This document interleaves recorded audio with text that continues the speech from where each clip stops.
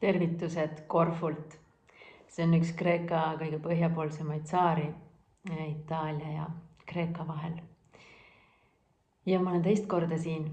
Ma väga sageli ei tule samadesse kohtadesse reisile tagasi.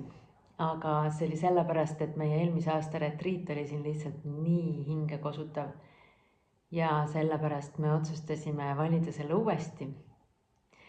Aga plaanid ja reaalsus mõnikord on erinevad või sageli on erinevad.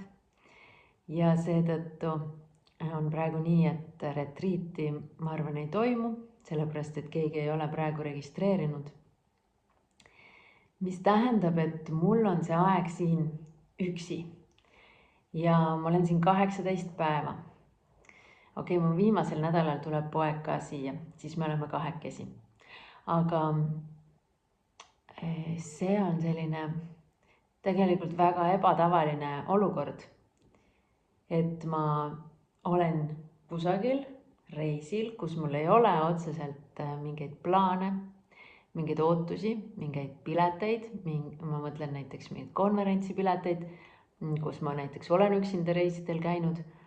Või siis mingi sõbraga kindlat kohtumist, et me hakkame koos reisima või kellelegi külla tulemist. Et lihtsalt ma olen siin ja mul on vaba aeg milleks tahes.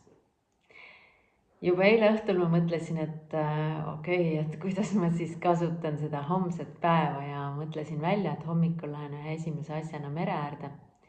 Sellepärast, et eelmine aasta oli see minu jaoks üks kõige ilusamaid ja võimsamaid elamusi, selle Vahemerega suhtlemine põhimõtteliselt ja seal mediteerimine. Ja vesi oli soe eelmine aasta, nii et vaatame, kuidas see aasta. Igal juhul ärgates ma tegin endale 3 nimekirja, mida ma vajan, ehk siis mõned üksikud baasasjad, mida ma tahaks, mis tuli kõige pikem nimekiri ja mida on tarvis. Sellepärast, et ega mu elu siin seisma ei jää, selles mõttes mul on ikkagi vaja teha oma tööd, maksta oma arved, õppida oma Duolingot ja teha mingeid asju. Aga ülejäänud aeg on ju kõik minu. Ma ei pea koolirütmis mitte midagi tegema. Ma ei pea kedagi muud teenima peale iseenda.